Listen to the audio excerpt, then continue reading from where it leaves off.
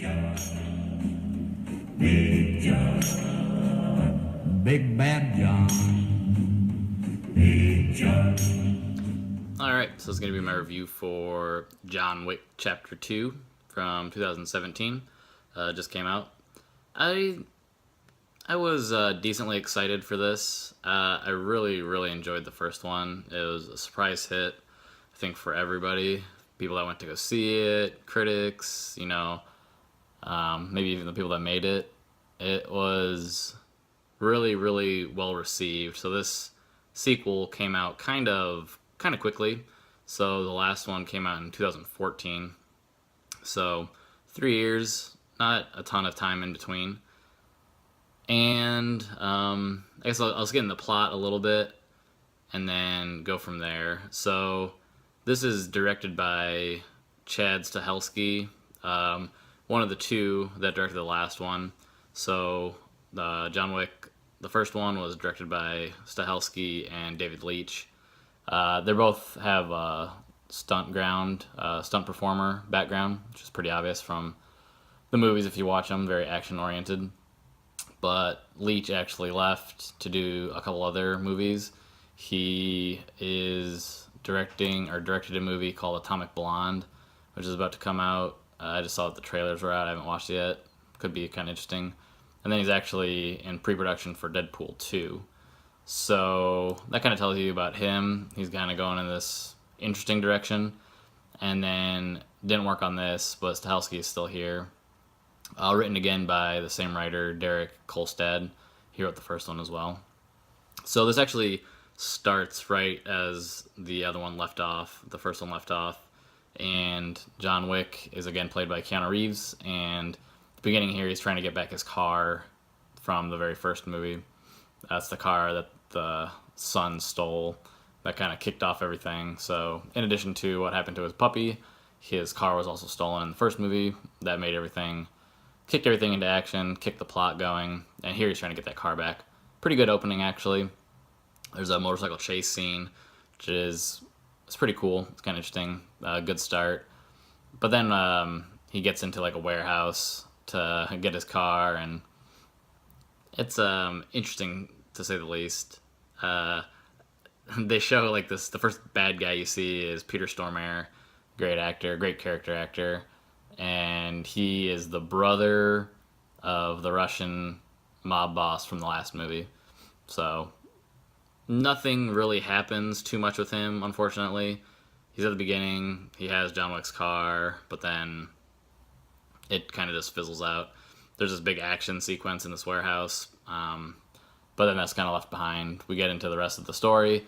So John just goes back to his house and wants to leave the life again. He doesn't want to be a hitman anymore. But this guy comes, tells him that he has like a debt that he owes him. They call it a marker. His name's Santino D'Antonio, played by an actor I didn't recognize. Comes in, says that he helped John get out of the hitman life before, so now he has to do this one favor for him. And he says he doesn't want to do it. And in response, Santino blows up his house. And then John's like, okay, if I have to do this to get out, I'll do it. What do I have to do? Santino wants John to kill his sister, who's now like at this high table, running the whole underground group of hitmen. That was kind of hinted at in the first movie. And then we get some of the characters we've seen before. John Leguizamo makes a very brief appearance. He's not really in it as the mechanic. Ian McShane is back as Winston, who is the manager of the hotel where all the hitmen go, and it's kind of like hallowed ground. Nobody can really be attacked there or anything. So he's back. Common is in this movie as another really good hitman. He's actually protecting the woman that John's supposed to be going after. And then who else we have? Lance Reddick is back again as like the concierge at the hotel. And then Ruby Rose, who I stopped watching Orange is the New Black, the TV show, but I think she's been in the new seasons of that. She was in Resident Evil, the newest one that I just saw not too long ago. She's kind of doing some things in movies here and there, and she is kind of right-hand man, quote unquote, the lead bodyguard for Santino. She's like mute. It's kind of like her thing. And then later we see Lawrence Fishburne plays a character called the Bowery King, and John goes to him for help. So those are kind of the characters. So once John tries to do this hit to get out of the game again, he gets double crossed, and then lots of double crosses going on, lots of untrust, and then a contract gets put out on John, and so all these people are going after him, basically. So that's the basic plot. Don't want to go over every single thing. There may be some spoilers that I don't want to explain. But overall, I was pretty disappointed in this movie. Unfortunately, the first one, John Wick, was really good. I was really surprised by it. It has like all the action you want, and I really rated that one really high. That was like a 4.25. And I didn't know what to expect with this one. There's always that worrisome notion that sequels are never going to live up to the predecessor. And I was hearing mixed things about this one. Some people really liked it. Some people thought it was really bad. One of my really good friends, he said that it wasn't really good at all. He's like, just don't go see it. But I didn't trust him. Just had to go see it myself, and I felt the same way when I got out of it. And very, very unfortunate, because I feel like that first one was just so unique, and then this one, unfortunately, just kind of is so flat. There's like none of the excitement that was there in the first one. Like all the characters, the plot and everything, they're just like, it's not exciting, even though they're trying to do interesting things. It's just, I don't know, it doesn't have that same charisma as the first one. I think the first one is a much more mysterious about John's background, and everybody's saying he's like this boogeyman, and he's just this insane badass killer. And so there's just like the mystique around him, and you kind of see it throughout the movie, and so you get it. But then here, kind of that mystery, that mystique is just washed away. It's not there anymore. I think maybe that they should have just kept it at one movie.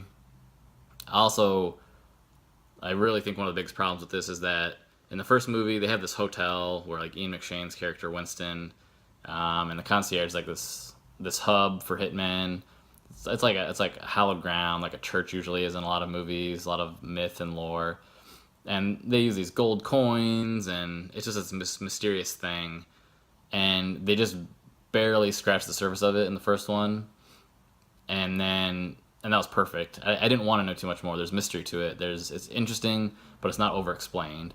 And then here, a majority of the movie takes place within that world of these hitmen, and it's like there's hitmen everywhere. Apparently, like I get it, it's his world now, but just like apparently it seems like 70% of the entire world is hitmen, and it just, I think it ruins it. You don't want to see behind the curtain of that, basically, and unfortunately they go behind there. And one of the things I wrote this down. For the first movie as a connection, but here it's even worse, was the movie Wanted, where James McAvoy was like this in this secret club, people that can bend bullets with Angelina Jolie and all that crap. I really didn't like that movie. And that's what this hotel and this organization of hitmen feels like. You got a little bit of it in the first one, but then here it's more like the entire movie of Wanted, where it just gets deeper and deeper and muddier of what's going on, and it just feels like they're trying to make this mythology and this world happen kind of as they go. It's not like set up. You can tell nothing is planned out ahead. There's not like a world that this writer has envisioned. They're just kind of adding to it with the sequel and maybe with the third movie, which they kind of set up. And it just doesn't work. I don't like that. I didn't like that movie. Wanted, I'm speaking of. I also got a little bit of a feeling of like Crank.